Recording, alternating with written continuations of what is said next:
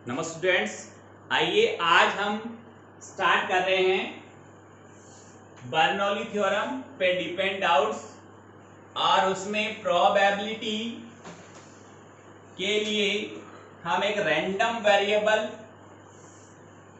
और probability distribution table यानी यादृच्छिक चर और प्रायिकता बंटन, यादृच्छिक चर और प्रायिकता बंटन के बारे में आपको मैं पहले डिटेल से बताता हूं।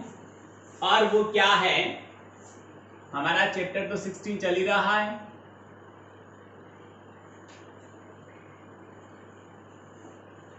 ओके, और आज का जो फर्स्ट टॉपिक है हमारा वो है यादृच्छिक चर।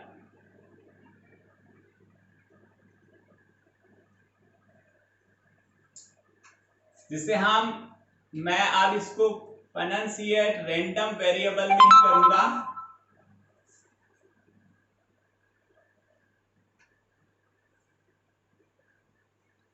तो यादृच्छिक चर रैंडम वेरिएबल उसको कहते हैं जैसे कोई एक्सपेरिमेंट है और उस एक्सपेरिमेंट का कोई एक इवेंट को हमने रैंडम वेरिएबल माना है, यादृच्छिक चर माना है, तो उसकी जितनी पॉसिबिलिटीज है उन सब पॉसिबिलिटीज की प्रोबेबिलिटी का सम यदि एक हो जाता है तो उस इवेंट को हम यादृच्छिक चर या रैंडम वेरिएबल कहते हैं। फॉर एग्जाम्पल मैं आपको एक एग्जाम्पल लेकर बताता हूं कि जैसे हम एक कॉइन को, एक सिक्के को 3 बार उछालते हैं तो हमारे पास टोटल 8 रिजल्ट आते हैं, 8 घटनाएं आती है, 8 प्रकार के इवेंट आते हैं।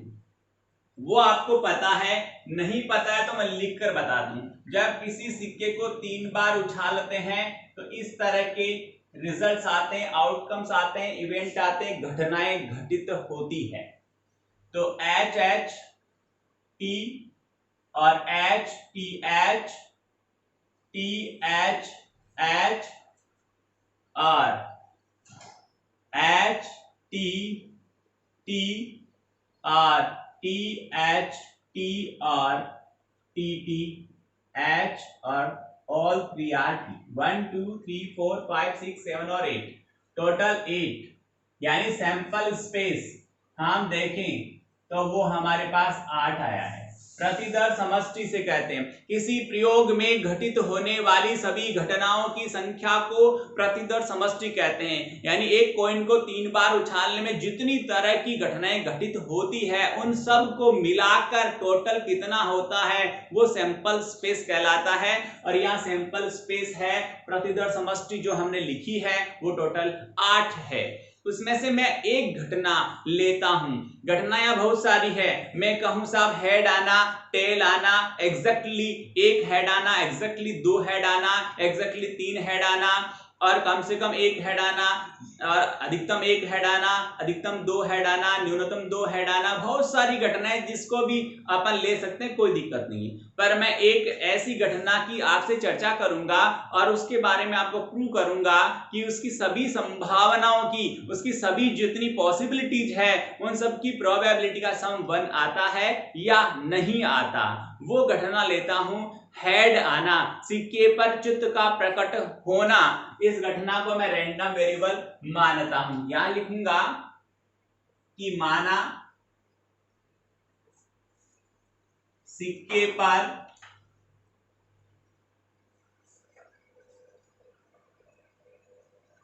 चित्त प्रकट होना, सिक्के पर चित्त प्रकट होना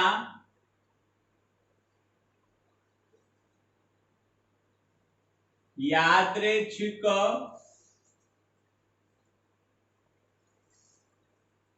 चर x है, और उसको मैंने x से लिखा है। तो x की सभी संभावना, x के होने की टोटल पॉसिबिलिटीज क्या क्या है वो मैं देखूं तो x की पॉसिबिलिटीज है कि साहब एक बार भी x नहीं आया, x इसको कहा है हमने चित आना, हेड आना, हेड आए ही नहीं, इट मे बी पॉसिबल तीनों टेल आ जाए, तो x की पॉसिबिलिटीज 0 हो सकती है, 1 हो सकती है, 2 हो सकती है और तीनों बार भी हेड आ सकता है।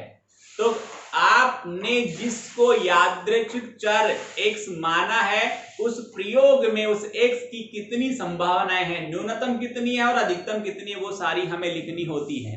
तो x की पॉसिबिलिटीज है 0, 1, 2 और 3। आप देखो साहब यहां एक्सपेरिमेंट सारा लिखा है, मैं यहां लिखूंगा कि x और x की पॉसिबिलिटी 0 है, 1 है, 2 है और 3। यहां लिखूंगा px, यानी उस x के 0 बार आने की प्रोबेबिलिटी कितनी है, और चाहो तो इसे थोड़ा सा ऐसे लिख दूं, मैं यहां स्पेस दूंगा, यहां मैं px लिखता हूं और यहां लिखूंगा px इज इक्वल 0, यानी x के 0 बार आने की, x मतलब चित्त के हेड के 0 बार आने की प्रोबेबिलिटी पता करूंगा। 0 बार हेड आना मतलब तीनों बार में हेड आया ही नहीं, तो हेड नहीं आया तो कौन आया होगा, टेल आया होगा, क्योंकि दो ही तरह के इवेंट है, या तो हेड आएगा या टेल आएगा। तो हेड नहीं आया इट मींस कौन आया, टेल आया। तो ऐसा जब एक भी बार हेड नहीं आया, ऐसा एक इवेंट है, देखो यहां पर कितने में से, 8 में से, तो 8 में से एक ऐसा इवेंट है, यानी जो हम चाह रहे हैं, जिसकी हमें जरूरत है या जिसको हम ज्ञात करना चाह रहे हैं, वो हमारा फेवरेबल इवेंट होता है। और टोटल इवेंट सैंपल स्पेस में गिवन है, तो favourable event upon total event यानी अपेक्षित परिणाम बटा कुल परिणामों की संख्या प्रायिकता कहलाती है। तो यहां पर हमें x 0 बार चाहिए, तो x 0 बार आने का एक ही इवेंट है, टोटल कितने हैं 8। ओके, समझ में आ गई इतनी बात। फिर मैं बात करूंगा, थोड़ा स्पेस से लिखता हूं, स्पेस कम कवर करें, और px इज इक्वल 1, यानी x के एक बार आने की प्रोबेबिलिटी वो कितनी है, एक बार। देखो यहां भी h एक बार है, x माना है हमने हेड आना, चित आना, तो यहां हेड एक बार है, यहां एक बार है, यहां एक बार है, कितने हो गए 1 2 3, कितने में से 8 में से, तो यहां आ गया 3/8।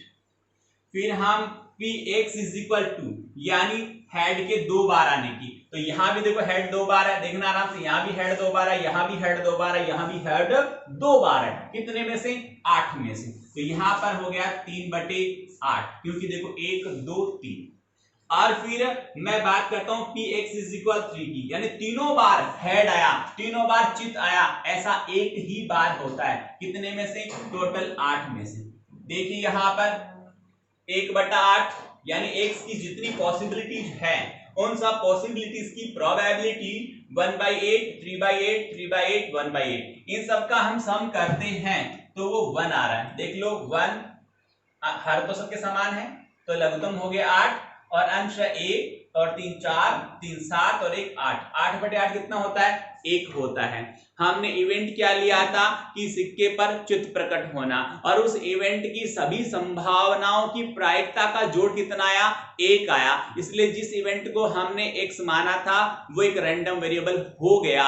यानी जिस भी इवेंट, जिस भी घटना को आप यादृच्छिक चर मानते हैं उसकी सभी संभावनाओं की प्रायिकता का जोड़ 1 होना चाहिए। यदि 1 हो रहा है तो वो एक्चुअल में रैंडम वेरिएबल है, यानी यादृच्छिक चर है, और उसकी सभी संभावनाओं की प्रायिकता का जोड़ 1 नहीं आता है तो वो एक रैंडम वेरिएबल नहीं है, यानी वो यादृच्छिक चर नहीं है। हमने देखा यहां इसकी सभी पॉसिबिलिटीज का सम 1 आ रहा है, it means it is a random variable. If the sum of the all possibilities of the probability of selected event is not equal to 1, then it can't be a random variable. तो वो एक random variable नहीं हो सकता है। तो अब यहाँ पर इनका सम, इनका जोड़, इसका देखो 1/8 3/8 3/8 और 1/8, इनका सम कितना आ रहा है, 1 आ रहा है। दैट मीन जिसको हमने x लिया वो एक्चुअल में रैंडम वेरिएबल है, यादृच्छिक चर है। आइए आगे करते हैं बात। अब यदि आपको वर्ड का मीनिंग चाहिए कि इस यादृच्छिक का मीनिंग क्या होता है, यादृच्छिक यानी रैंडम का मीनिंग क्या होता है, रैंडम का मीनिंग ये होता है कि उस एक्सपेरिमेंट में से आपने किसी भी इवेंट को उठाया, आपकी मर्जी। मैंने यहां पर एक चित आना इवेंट उठाया, आप कहते हैं हम तो चित आना नहीं उठाएंगे, हम तो हेड आना नहीं लेंगे, हम तो टेल आना लेंगे, तो उसकी सभी पॉसिबिलिटी की प्रोबेबिलिटी का सम देखिए, यदि 1 आता है तो वो भी रैंडम वेरिएबल है, तो ऐसे नहीं किसी पर्टिकुलर की बात करें वही रैंडम वेरिएबल हो, तो उस इवेंट में रैंडमली यानी आप लॉटरी की तरह किसी भी एक घटना को चुने और उस घटना की सभी संभावनाओं की प्रायिकता का जोड़ देखें। यदि वो एक आता है तो उस घटना को हम यादृच्छिक घटना या रैंडम वेरिएबल या रैंडम इवेंट कहते हैं। आइए आगे बढ़ते हैं। ये मैंने आपको बताया है क्या कि वो रैंडम वेरिएबल है या नहीं, और साथ ही साथ मैंने दूसरा काम भी कर दिया। यहां x की पॉसिबिलिटीज प्लस उन पॉसिबिलिटीज का प्रायिकता क्या है वो मैंने यहां पर एक टेबल में बना दिया है। तो इस टेबल को बोलते हैं प्रायिकता बंटन। क्या बोलते हैं? प्रायिकता बंटन, प्रोबेबिलिटी डिस्ट्रीब्यूशन बोलते हैं। तो यहां लिख दूं मैं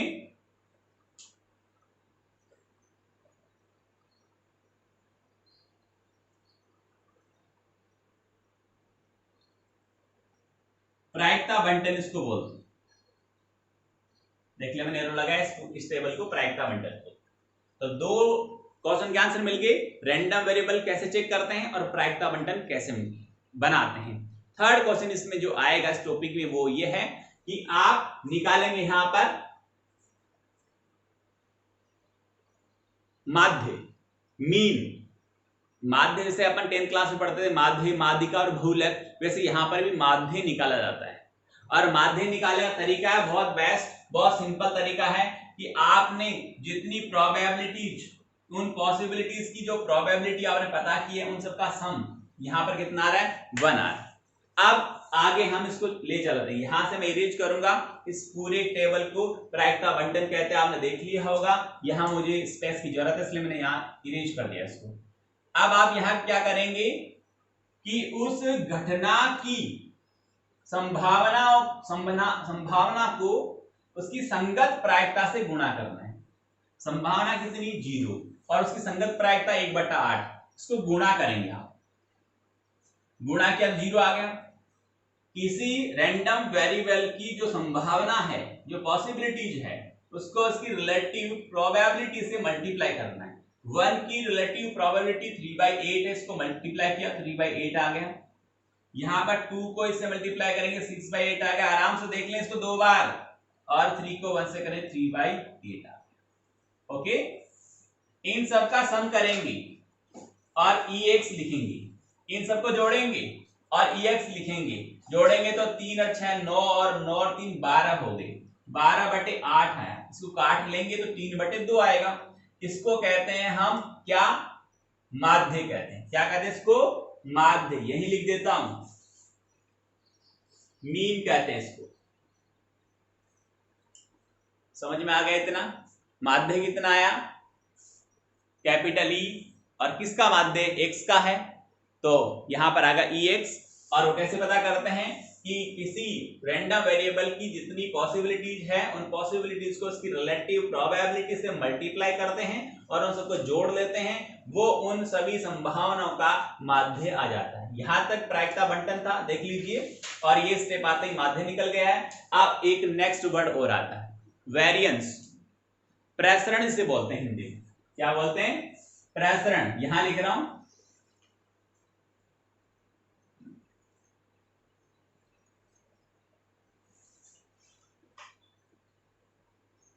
वेरिएंस, सिग्मा स्क्वायर इसको लिखने का सिंबल होता है। ठीक है साहब? तो वो कैसे पता करते हैं कि जितनी पॉसिबिलिटीज है जिसको आपने रैंडम वेरिएबल माना है उसका स्क्वायर करेंगे आप। कर दिया साहब, 0 1 4 और 9 हो गए, और उस स्क्वायर को उसकी संगत प्रायिकता से गुणा करना है। तो यहां 0 आ गया, यहां 3/8 आ गया, यहां पर अपने 12/8 आ गया, और यहां पर अपने पास में 9/8 आ गया। और इसको लिखेंगे सिग्मा एक्स स्क्वायर। ये मीन किसका है? ये माध्य किसका है? ये माध्य है एक्स का, ओनली एक्स का माध्य है। ये किसका माध्य है? एक्स स्क्वायर का। ओके, इसको आप जोड़ेंगे, ये 15 और 9 24, 24/8 आ गया। 24/8, 24/8 इज इक्वल 3 भी आप लिख सकते हो। ओके, अब यहां पर हम प्रसरण निकाल लें सिग्मा स्क्वायर निकाल रहे हैं। सिग्मा स्क्वायर का सूत्र होता है एक्स स्क्वायर का माध्य माइनस एक्स के माध्य का स्क्वायर, यानी एक्स स्क्वायर का माध्य और एक्स के माध्य के स्क्वायर का जो डिफरेंस होता है, अंतर होता है, उसी को वेरिएंस या प्रसरण कहा जाता है। समझ में आ गई? तो देखिए यहां कैसे निकालेंगे। सिग्मा स्क्वायर इज इक्वल, ये तो आया हमारे पास में 24/3। देख लीजिए बोर्ड पे आराम से, पूरा बोर्ड एक बार गौर से देख लें। एक्स स्क्वायर का माध्य 24/8 यानी 3 आ गया, तो यहां 3 लिख देता हूं, माइनस एक्स का माध्य यहां पर 12/8 और इसको आप कैंसिल करोगे तो 3/2 भी लिखा जा सकता है। तो यहां आ गया 3/2 और इसका स्क्वायर करना है। समझ में आ गया आराम से? यहां पर sigma square is equal 3 minus 9/4 आ गया। इसको गुणा करेंगे, 4 3 12, देख लीजिए 4 3 12, 12 माइनस 9, 12 माइनस 9 कितना आया 3/4, क्या आ गया प्रसरण आ गया। देख लीजिए आराम से प्रसरण क्या होता है। मैं मेरी लैंग्वेज में बोलूं, आपको बुक में बहुत तरह के स्टेप्स मिलेंगे, बहुत सी तरह के एग्जांपल मिलेंगे, बहुत से तरीके मिलेंगे, आपको अच्छा लगे वो करना, मेरी तरफ से कोई बाउंडेशन नहीं है, पर मैं शॉर्ट एंड स्वीट और इतना अच्छा तरीका जो आपको याद भी रहेगा और 101% कहता हूं उसमें कोई एरर भी नहीं आएगी और कहीं भी आप उसमें गलती करने के चांस नहीं रहेंगे, वो तरीका मैंने आपको बताया है। और मेरी लैंग्वेज में बोलता हूं कि the difference of the mean of x square and the square of the mean of x is called variance, यानी एक्स स्क्वायर के माध्य और एक्स के माध्य के वर्ग का जो अंतर होता है उसे प्रसरण कहा जाता है। और यह सूत्र मैंने आपको यहां पर लिख दिया है, तो इसको आप गौर से देखें, अच्छे से देखें यहां पर वैल्यूज क्या है और कैसे मैंने इसे लिखा है, इसको एक बार देख लें। तो इस तरह से आप एक बार देख लीजिए। मैं फिर से पूरे बोर्ड पे मैंने क्या क्या लिखा है, मैंने यहां पर 5 क्वेश्चन के जवाब आपको एक ही क्वेश्चन में दे दिए और इसके अलावा 16.4 में कुछ भी नहीं है। हाँ, ये मानता जरूर हूं कि यहां पर जो बर्नौली थ्योरम या बाइनोमियल थ्योरम जो यूज होगी यहां पर, वो जरूर आपको मैं बताऊंगा। बाइनोमियल थ्योरम हमने 11th क्लास में भी पढ़ी थी, पर उसका आपको जिक्र जिस सवाल में आएगा उसको मैं वहां पर डिस्क्राइब करूंगा। बट यहां पर किस किस तरह के डाउट इस एक्सरसाइज 16.4 में मिलेंगे, उन सब की चर्चा मैंने इस डाउट में कर दी है। फर्स्ट क्या होगा कि क्या ये रैंडम वेरिएबल है, it is a random variable और नॉट, फर्स्ट डाउट ये आएगा। तो आप उसका जवाब आपको दे चुका हूं कि आप जिस भी वेरिएबल को x माने, जिस भी वेरिएबल को आप x लें, उसकी सभी पॉसिबिलिटीज की प्रोबेबिलिटी फाइंड आउट करें और उन सब पॉसिबिलिटीज की प्रोबेबिलिटी का सम यदि 1 आता है, इट मींस वो x जिसको आपने x माना है, हमने x माना है, सिक्के पर क्या आना, हेड आना, तो सिक्के पर हेड आना एक रैंडम वेरिएबल हो गया और इसकी प्रोबेबिलिटी का सम 1 नहीं आता तो वो एक रैंडम वेरिएबल नहीं होता। नेक्स्ट ये था इसका मीन माध्य कैसे निकालें, तो x की जितनी पॉसिबिलिटीज है उसको उसकी रिलेटिव, उसकी संगत प्रायिकता से गुणा करें इस तरह से और जोड़ दें, वो आएगा x का माध्य, मीन आ जाएगा। फिर आगे बढ़ते हैं, हम आगे बात करते हैं प्रसरण की, वेरिएंस की। तो वेरिएंस पता करने के लिए जो आपका x है, x की जितनी पॉसिबिलिटीज है उन सब का क्या करेंगे आप, स्क्वायर करेंगे। क्या करेंगे आप, उनका स्क्वायर करेंगे। देखो यहां पर स्क्वायर आया, इसका स्क्वायर 1 आया, इसका स्क्वायर 4 आया, इसका स्क्वायर 9 आया। x के स्क्वायर पता कर लिए, उन x के स्क्वायर को उनकी रिलेटिव संगत जो प्रोबेबिलिटी है, प्रोबेबिलिटी एक बार ही आएगी, उन सब से क्या करें आप, गुणा कर दें, मल्टीप्लाई कर दें और ऐसा करके आप इसे जोड़ें और इस तरह से आप बात करें, सबको प्लस कर लिया, प्लस किया तो एक्स स्क्वायर का मीन आ गया और यहां पर फॉर्मूले में वैल्यू पुट करना, वेरिएंस आ गया। अब नेक्स्ट और लास्ट टॉपिक वो है हमारा मानक विचलन।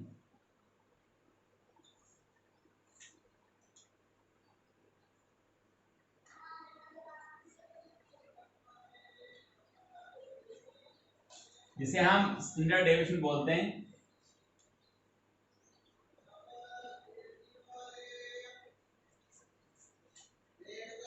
स्टैंडर्ड डेविएशन और वो एस बी से लिखते हैं शॉर्ट में उसे, वो पता करना तरीका होता है कि जो भी आपका वेरिएंस आता है उस वेरिएंस का आप स्क्वायर रूट करें तो स्टैंडर्ड डेविएशन फाइंड आउट हो जाता है। एक बार बोर्ड पे फिर से देख ले, मेरी रिक्वेस्ट है अच्छी तरह से इसको और समझ लें, अच्छी तरह से इसको देखना है। ये एग्जाम्पल फेयर नोटबुक में ऐसा कैसा उतारना है ताकि आपको पूरे एक्सरसाइज का सार एक ही डाउट में मिल जाए। देखिए अच्छी तरह देख लिया होगा, मैं इसको रीच करता हूं और नेक्स्ट आगे डाउट पे चलता हूं।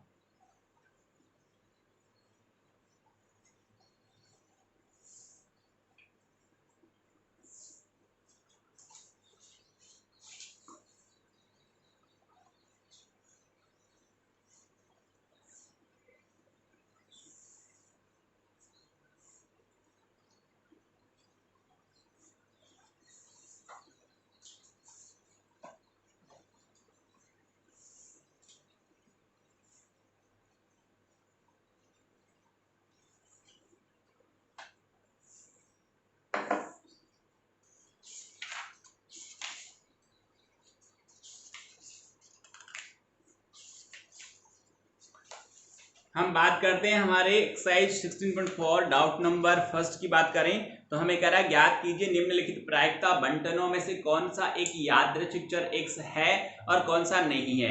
तो इन सब के x गिवन है और नीचे उसकी प्रोबेबिलिटी गिवन है। उन x की जो संगत प्रोबेबिलिटी है उन सब का सम करना, यदि 1 आ जाए तो कह देना हाँ जी दिया गया x एक यादृच्छिक चर है और वरना नहीं है। तो ये मैं आपको बता चुका हूँ, बार बार बताने की जरूरत नहीं है। सेकंड की बात करते हैं, दो सिक्कों के युगपद उछाल में दो सिक्कों को एक साथ उछाला गया। तो दो सिक्कों को एक बार उछालते हैं तो हमारे पास 4 रिजल्ट आते हैं, HH, ST, TH और TT।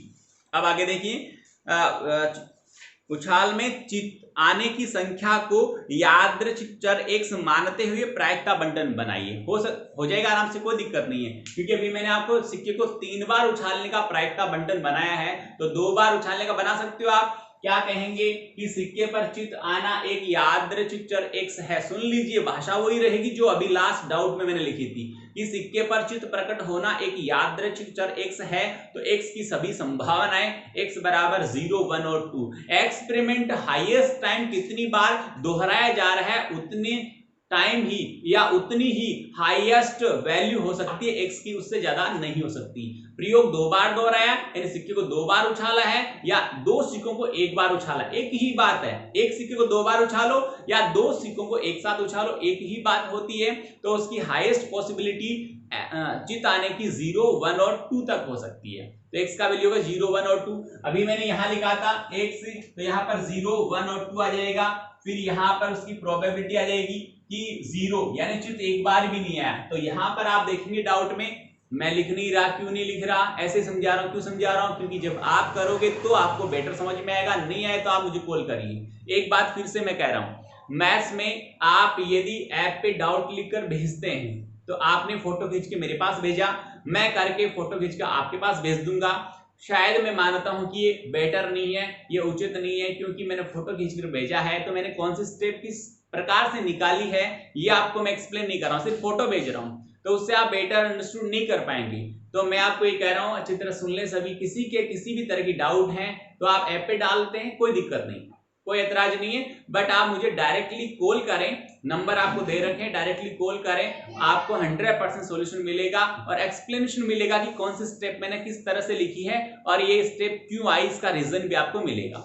मेरे नंबर आपके पास हैं, 94 वाले भी हैं और 93 वाले भी हैं, दोनों में से आप किसी पे कॉल करें, कोई दिक्कत नहीं। आगे सुनिए, तो मैं यहां पर कह रहा था x की वैल्यू थी यहां पर 0, 1 और 2, यहां पर प्रोबेबिलिटी 0 बार आने की, x 0 बार आया तो ऐसा एक ही बार होता है, जब t आता है तो चित्त की वैल्यू 0 होती है, तो 1/4।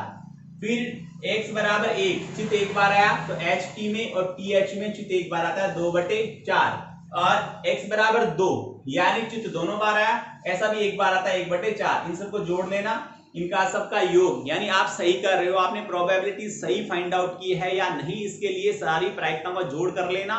यदि एक आए तो आप सही कर रहे हो, वरना गलत कर रहे हो। इस बात को भी आप जज कर सकते हो कि हमारा डाउट सही जा रहा है या नहीं। आगे मैं बात करता हूं इसको प्रायिकता बंटन, बस इतना निकालना, प्रायिकता बंटन हो गया काम आपका। आगे बढ़िए, डाउट नंबर 3 है, 4 खराब संतरे 16 अच्छे संतरों में भूलवश मिला दिए गए हैं। 4 खराब संतरे 16 अच्छे, तो 4 तो खराब है, 16 अच्छे, टोटल 20 है। दो संतरों के निकालने में खराब संतरों की संख्या का प्रायिकता मंडल बनाना है। यानी दो संतरे निकालने, उनके खराब होने की पॉसिबिलिटी, हमने दो निकाले तो ऐसा हो सकता है एक भी खराब नहीं निकला, यानी खराब होने की संख्या 0 हो सकता है, दोनों में से एक खराब निकल जाए यानी खराब होने की संख्या 1, या दोनों ही खराब निकल जाए यानी खराब होने की संख्या 2 हो सकती है। समझ में आ गया? दो संतरे निकालें तो खराब होने की संख्या 0, 1 और 2 हो सकती है। आप तीन संतरे निकालते, खराब होने की संख्या 0, 1, 2 और 3 हो सकती है। आप 5 संतरे निकालते, खराब होने की संख्या 0, 1, 2, 3, 4, 5 तक हो सकती है। 0 से लेकर और जितनी बार आप एक्सपेरिमेंट दोहराते हैं वहां तक उस x की वैल्यू हो सकती है। तो आप सवाल यही से शुरू करेंगे कि खराब संतरा निकलना एक यादृच्छिक चर x है, तो x की संभावनाएं 0, 1 और 2 होगी। यहां पर x 0, 1, 2, खराब संतरा 0 बार आया यानी सारे संतरे अच्छे निकले, यानी दोनों संतरे अच्छे निकले। तो अच्छे कितने आपके पास? 16 हैं। कितने में से? 20 में से। तो यहां लिख दूं, ये थोड़ा सा लिखूंगा मैं, मिटाऊंगा भी, आपको उतारना भी नहीं है क्योंकि आपको अपने आप करना है। तो यहाँ पर इसका मीनिंग हुआ खराब संतरा एक भी नहीं आया, यानी सारे के सारे अच्छे आए। अच्छे कितने थे? 16। कितने में से? 20 में से।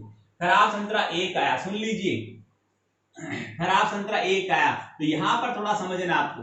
मान लिया पहली बार दो निकाले ना, हमने दो संतरे निकाले, मान लिया पहला संतरा खराब आया था, खराब कितने थे? 4। कितने में से? 20 में से, और इंटू 2, यानी यहां पर थोड़ा सा ध्यान देना है। ध्यान क्या देना? निकाला या सेलेक्ट किया, यानी एक तो उसमें से उठाया, देखा खराब है या सही है, वापस रख दिया, तब तो वहां पर टोटल जो प्रोबेबिलिटी है वो इफेक्ट नहीं होती है। यदि हमने बाहर निकाला, अच्छा था, बाहर रख दिया, यानी टोटल संख्या उस बॉक्स में कम हो गई, यानी अब दूसरा इवेंट पहले इवेंट के कारण इफेक्ट होगा। तो पहले डाउट को एक बार वापस से देखें कि क्या कहना चाह रहा है। वो कह रहा है कि दो संतरों के निकालने में खराब संतरों की संख्या का प्रायिकता बंटन ज्ञात कीजिए। यहां पर निकालना वर्ड ही लिखा है, देखो इसमें आंसर में क्या लिखा है मुझे नहीं पता, but according to it word निकालना मींस हो गया बाहर रख देगा, तो यहां पर इफेक्ट होना चाहिए। तो मैं यहां बात करूंगा निकालने वर्ड के अकॉर्डिंग बात करूंगा। यहां पर देखिए, तो यहां पर भी इफेक्ट आएगा इसका, इस चीज का, वो सुन लीजिए क्या आएगा, और यहां पर भी आएगा। और यदि यहां पर सिंपल वे में कई बार ये रूटीन में लिख देता है निकालना, बट इसका मीनिंग यही होता है कि वो चूज कर रहा है, सेलेक्ट कर रहा है, देख रहा है कि सही है या खराब है, क्योंकि बॉक्स है। ऐसा थोड़ी है कि आप मार्केट में गए, मंडी में गए खरीदने, वहां पर एक डिब्बे को पास करोगे कि साहब ये डिब्बा बिकने लायक है, उसमें से एक दो पीस उठाकर देखोगे, अच्छे हैं तो वो बिकने लायक है, खराब है तो बिकने लायक नहीं है। तो ऐसे थोड़ी आपने पीस निकाला उसको बाहर फेंक दिया, ऐसा नहीं होगा ना। आप क्या करेंगे? उठाएंगे, देखेंगे दोनों को, हर डिब्बे में से दो दो पीस चेक करेंगे, जो डिब्बा या जिस डिब्बे में दोनों पीस अच्छे आ रहे हैं आप कहेंगे यस इट इज ओके, ये सेल होने के लिए भेज दो। और जिसमें खराब आ रहे हैं, यानी दोनों खराब आ गए या एक खराब है, इट मींस इसमें कुछ गड़बड़ है, इसको चेक करवाने के लिए भेज देंगे। ऐसा थोड़ी आपने आज संतरा निकाला, अच्छा था, खराब था, उसको बाहर फेंक दिया, फिर आगे उसको सेल करने के लिए भेजा, ऐसा नहीं होगा। तो यहां पर ये होगा कि पहली बार मान लो खराब संतरा आया होगा और दूसरी बार अच्छा आया होगा। अब आपको गुरुजी जरूरी क्या पहली बार ही खराब आए? दूसरी बार खराब नहीं आ सकता क्या? आ सकता है भाई, दूसरी बार खराब आया इट मींस पहली बार सही आया होगा। इस तरह निकालेंगे, समझ रहे हो बात को? यहां पर पॉसिबिलिटीज, यहां वाली भी आप देख लीजिएगा कि दोनों बार सही संतरे आए, यानी हमारे पास दोनों संतरे जो आए वो क्या आए? सही आए हैं, और 16 में से आए हैं। तो पहली बार निकाला वो भी 16/20 है, दूसरी बार निकाला वो भी 16/20 है। तो यहां पर भी आप इसको दो बार रिपीट करेंगे 16/20। फिर दोनों संतरे खराब आए थे, दोनों संतरे खराब आए मतलब 4/20 और इंटू 4/20। समझ में आ गई इतनी बात? इसको आप सोल्व करना चाहे तो कर लें यहां पर, या 256/400। यहां पर देखो इसका क्या आएगा, ये तो 400 आएगा, ये भी 400 आएगा, और 16 चौक 64, तो 64 और 64 ये हो गया 128 और बटे 400, और बराबर ये 4 चौक 16, 16/400। पहले तो हम सही कर रहे हैं गलत, हमारा सवाल सही जा रहा है या गलत, उसको चेक करना है। कैसे चेक करेंगे? सभी प्रायिकताओं का जोड़ करेंगे, एक आ रहा है इट मींस हम सही कर रहे हैं, वरना गलत कर रहे हैं। देखिए यहां पर जोड़ते हैं इसको, 256 6 और 8 14 और 6 20। देख लीजिए यहाँ पर 6 और 8 14 और 6 20 हासिल का 2 7 7 और 2 9 9 और 1 10 हासिल का 1 2 और 1 3 3 और 1 4 ऊपर 400 आ गया, नीचे 400 पहले से पड़ा था, यानी कितना आ गया वैल्यू 1 आ गया। इट मींस हमारा सवाल सही जा रहा है, हम सही कर रहे हैं। तो ये हो गया इसका, ये तो मैंने चेक किया यहाँ पर। और ये px आप लिख दो यहाँ पर, दोबारा से मैंने लिख दिया है यहाँ पर px इज इक्वल n था, यानी एक बार आने की 2 बार आने की, वो ये सारा बन गया। ये लो सारी वैल्यूज मैंने बना दी, ये सारी टेबल यहाँ पर हो गई। ये आ गया प्रायिकता बंटन, समझ में आ गई होगी बात। और आगे आप चाहो तो इसे आगे बढ़ाना, इसका माध्य निकालना, वेरिएंस निकालना, वो इसी स्टेप में हो जाएगा, इसी तरह हो जाएगा। अच्छी तरह देखें, पढ़ें, मेहनत करें। नहीं समझ में आ रहा कॉल करें, फिर से कह रहा हूं, बैठे नहीं रहना है, बहुत ही इंपॉर्टेंट टाइम चल रहा है। अच्छी तरह इसको यूज करें। बहुत बहुत धन्यवाद।